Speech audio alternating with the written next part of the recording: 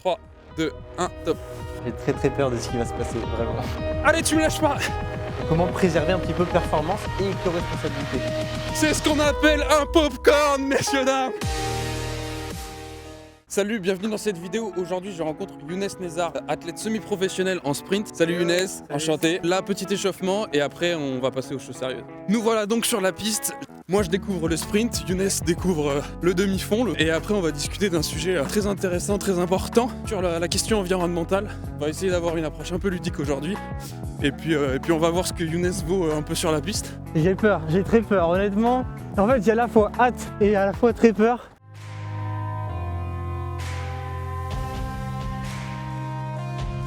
On va commencer juste là-bas. Donc c'est parti, la vie de Younes s'arrête ici. Pour des raisons d'aérodynamique, j'ai retiré mon bonnet, retiré la veste. J'ai même retiré mon âme au cas où. C'est assez lourde, donc je l'ai mis de côté. Hop. Allez, 1 minute de récup.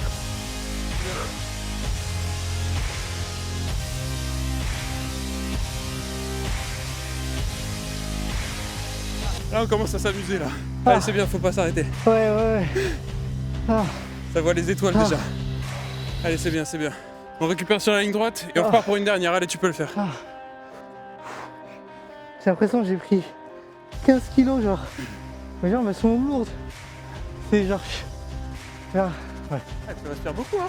Ils ont des gros poumons, les sprinters, je savais pas. Allez, 15 secondes. Déjà? Encore une. Attends. Tu me mets 3 mètres au début, déjà. Je peux pas tenir après. Allez, prêt? 1, 2, allez, c'est parti.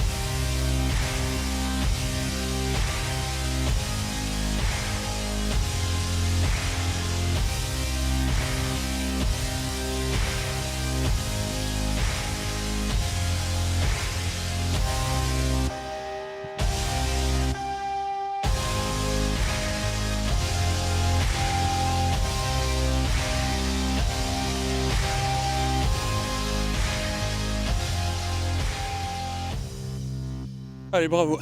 Une petite réaction là à chaud? Il en reste une. Il en reste une en effet. Mais là c'est la plus facile, en vrai la dernière, on va juste voir ce que t'as dans le mental. Je crois que je vais sortir l'arme secrète. Ok, quand ça commence à enlever le t-shirt, là c'est plus pour rigoler. Prêt? 3, 2, 1, top. Allez, tu me lâches pas. Ok, là ça rigole plus du tout.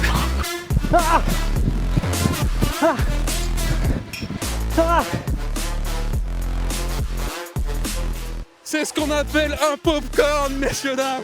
Il a complètement explosé, c'est magnifique. Voilà, vous mettez du maïs au micro-ondes et vous avez un Younes au bout de 350 mètres. C'est magnifique.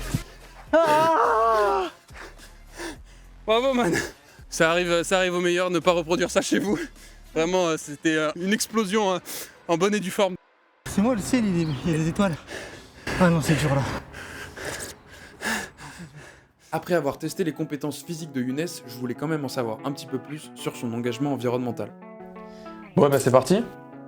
Yes. Est-ce que du coup tu peux essayer de te présenter un peu plus précisément Je m'appelle Younes Nezar, j'ai 26 ans. Moi je suis ingénieur dans la vie, je travaille dans la décarbonation du système de santé. Je suis aussi athlète, donc je fais du sprint court. Avant j'étais judoka et je suis cofondateur des Climatosportifs.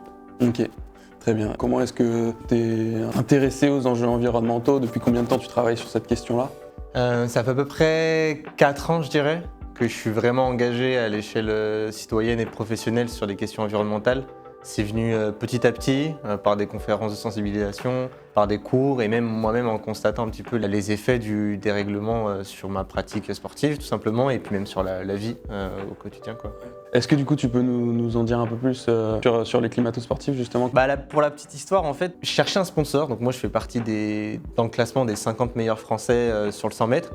Et je voulais avoir des sponsors. Et en fait, quand tu n'as pas forcément beaucoup de visibilité et que tu n'es pas dans les premiers de ta discipline, c'est très compliqué.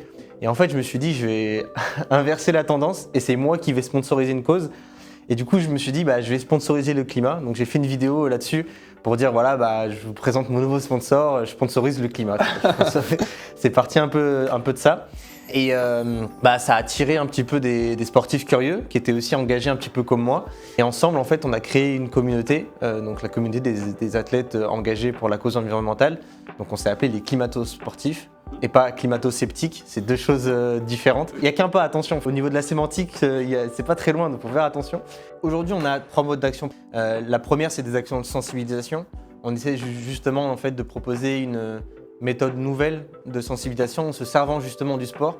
Pour reprendre un peu les mots de Mathieu Wittwood, qui est porteur du Climate Workout, on essaie de proposer quelque chose qui à la croisée des mondes entre une fresque du climat et Koh Lanta en termes de sensibilisation.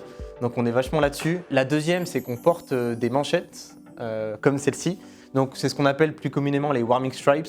C'est porté par un professeur qui s'appelle le professeur Hawkins, qui est climatologue également, et qui étudie ces questions et qui a permis de mettre en évidence de manière simple un petit peu les questions du réchauffement climatique. Donc on peut voir qu'en fait, on est véritablement sur un échauffement. Jamais dans l'histoire de l'humanité et même de l'histoire de la planète, on a atteint des températures aussi chaudes, aussi rapidement.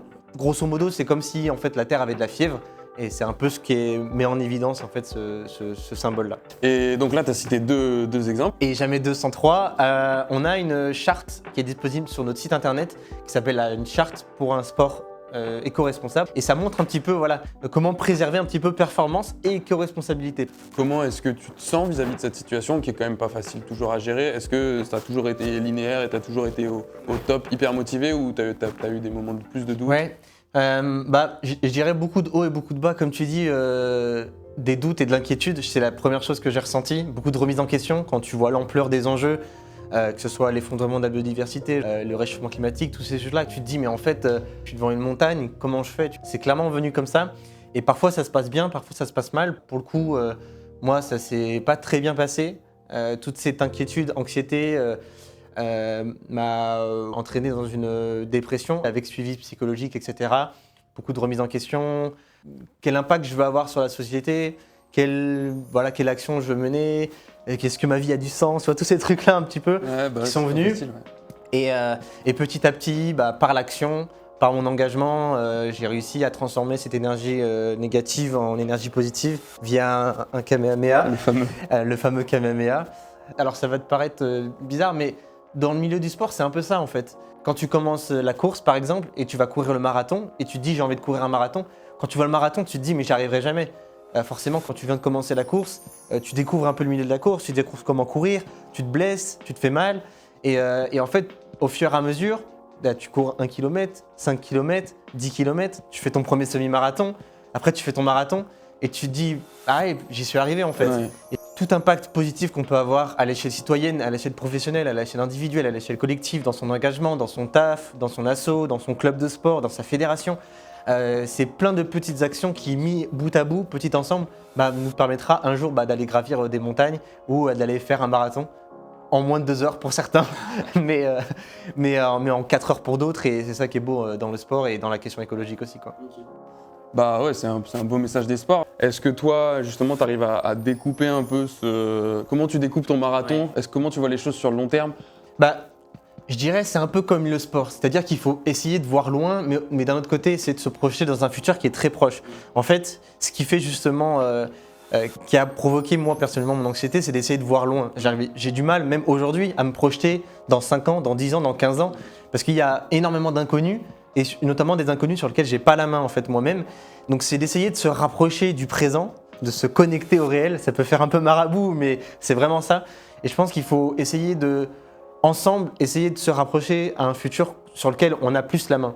Et moi personnellement, j'ai la main sur mon présent, j'ai la main sur, tu vois, aujourd'hui, j'ai eu la main sur l'entraînement et j'aurai la main sur ce que je vais manger ce soir, sur la manière dont je me déplace, sur ce que je donne comme nourriture à mes enfants, sur ma pratique sportive, et d'essayer je pense si chacun se concentre sur son périmètre personnel, déjà mentalement on se sentira mieux, parce que tant que je fais le bien autour de moi et dans ma bulle, je me sens mieux. Et puis collectivement en fait, 1 plus 1 plus 1 plus 1, on va ensemble créer un cercle vertueux en fait. Eh ben trop bien, bon courage à toi et puis merci beaucoup. Maintenant que Younes a testé ma discipline, c'est à mon tour de tester la sienne. Tu vas penser à 2 choses. La première, c'est d'aller le plus vite possible et d'atteindre la ligne le plus rapidement possible. Et la deuxième, c'est d'être le plus proche du sol, au moins sur les 6-7 premiers appuis. Et moi je vais me mettre là-bas et je vais te regarder. Ouais, vas-y. Ok? Avant marche! Prêt? Hop!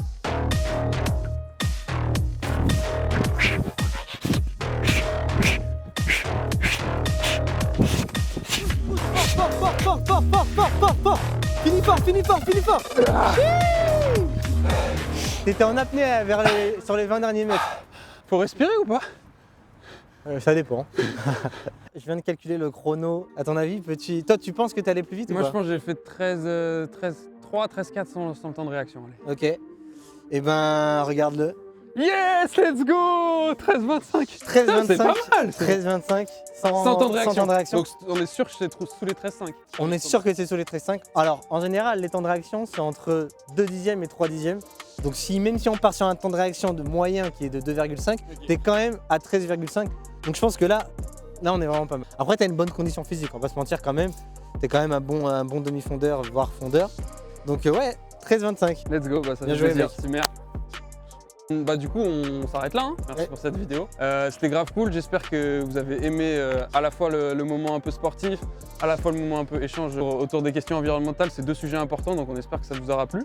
N'hésitez pas à commenter, liker évidemment. Et ben merci beaucoup Younes, encore une fois c'était un plaisir et à la prochaine. Ciao, salut.